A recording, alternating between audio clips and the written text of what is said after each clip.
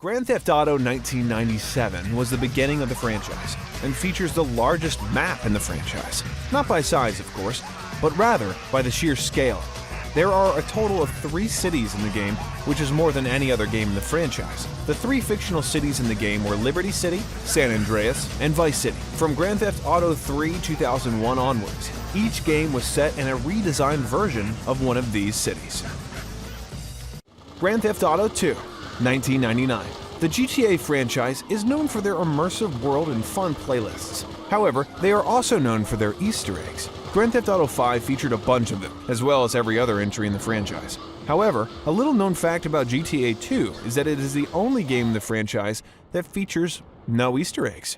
This whole game in the Grand Theft Auto series just doesn't have a single Easter egg. Grand Theft Auto 3, 2001. Speaking of Easter eggs, Grand Theft Auto 3 main protagonist did not have a proper name. However, this was later addressed in a further entry in the franchise. The character's name is later established as Claude. You can find this out after completing the storyline of Grand Theft Auto San Andreas 2004. It is assumed that Claude is Claude Speed, the main character from Grand Theft Auto 2, 1999. Grand Theft Auto Vice City, 2002. Now to one of the greatest games ever made in the history of this industry, Grand Theft Auto Vice City. This was one of the games that solidified GTA as one of the best franchises. It also had some of the most relevant mission names. 2 of the missions in the game are called No Escape and Copland. No Escape, 1994, and Copland, 1997, are movies that star Ray Liotta. He voices the main protagonist, Tommy Vercetti.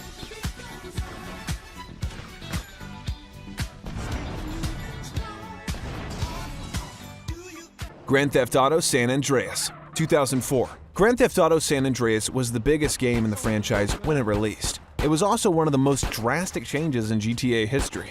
It featured a whole province, state, with 3 different cities that were explorable. Also, it brought back a bunch of characters from Grand Theft Auto 3 and Grand Theft Auto Vice City. Characters such as Claude, Don Salvatore Leon, Maria LaTorre Leon, Ken Rosenberg, Kent Paul, Catalina, Jethro, Dwayne, and more can be seen in the game doing a few cameos. Grand Theft Auto Liberty City Stories, 2005. Grand Theft Auto Liberty City Stories is a bit of an outlier in the franchise. Not many people know about the existence of this game, nor have they played it. However, those who have played it on platforms other than the PSP haven't experienced a secret snow weather effect. The secret snow weather effect only happens on the PSP version, on level 9 of the car salesman side mission. The effect was removed on PS2 and mobile. Grand Theft Auto Vice City Stories, 2006. Grand Theft Auto Vice City Stories is the second game to feature Vice City in the 3D series of GTA. That is perhaps because it features the most unique GTA protagonist. Not only was he the first GTA protagonist to die in a different game in the series, Victor Vance is also the only GTA protagonist that doesn't start out as a criminal.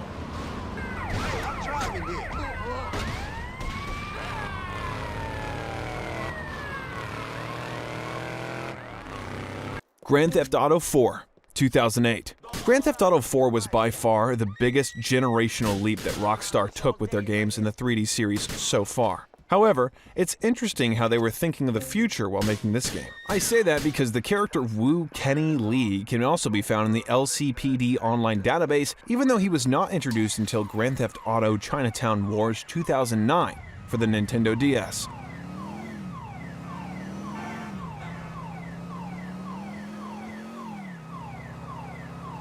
Grand Theft Auto The Lost and Damned, 2009. Not only was Grand Theft Auto Lost and Damned the very first story DLC to ever grace the Grand Theft Auto series, it also is the only 3D GTA game where the protagonist, Johnny Klebitz, cannot have his outfit changed at all. Claude could have been the other protagonist who can't change, however, he is seen wearing an orange prison suit at the start of the game.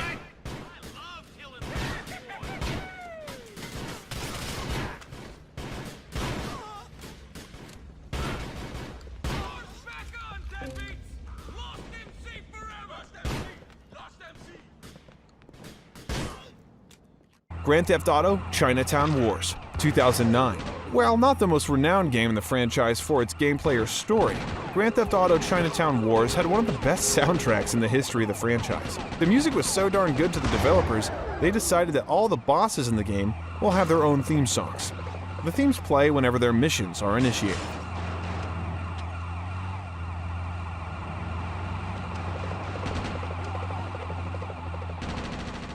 Grand Theft Auto: The Ballad of Gay Tony, 2009.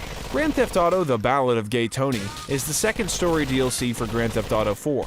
This game was loved for its sense of humor. For example, if Louis takes too many shots in one of the bars, he will pass out and wake up in strange places, such as Middle Park or next to the beating heart inside of the Statue of Happiness.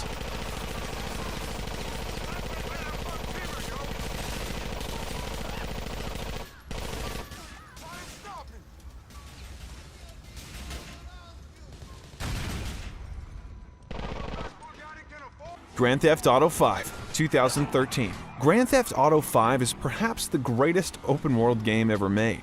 Even if you disagree, it definitely has to be one of the most influential games of our time. The freedom it offers players is the key here, as this is the first Grand Theft Auto game where the entire map is available to explore from the start of the game. Previous entries in the series have made only limited sections available until certain missions are completed, whereas entering regions not yet unlocked gives the player a 4-star wanted level.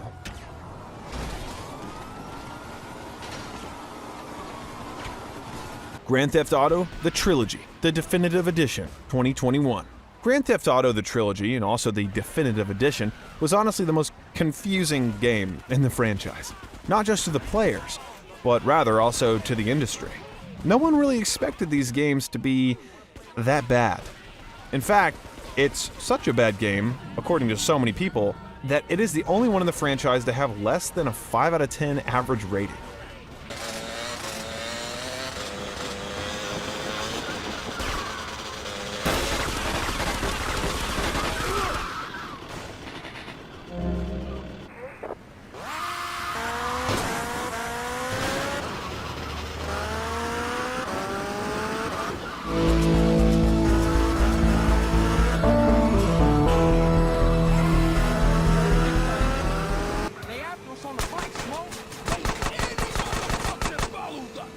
Shit, man, they coming for us in a truck.